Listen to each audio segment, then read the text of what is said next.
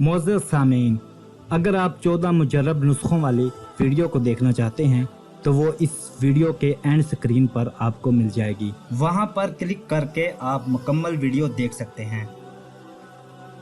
नुस्खा नंबर 14, अपने गुनाहों की माफ़ी भी मांगते रहना चाहिए।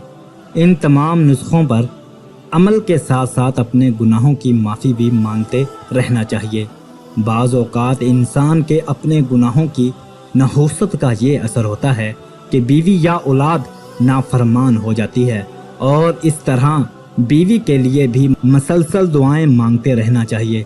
एक मर्दाना का कहना है कि मैं अपने गुनाहों का असर अक्सर बीवी बच्चों बल्कि घर के पालतू जानवरों तक में पाता हूँ कि वो पहले की तरह मेरे मताओ फरमा बरदार नहीं रहते।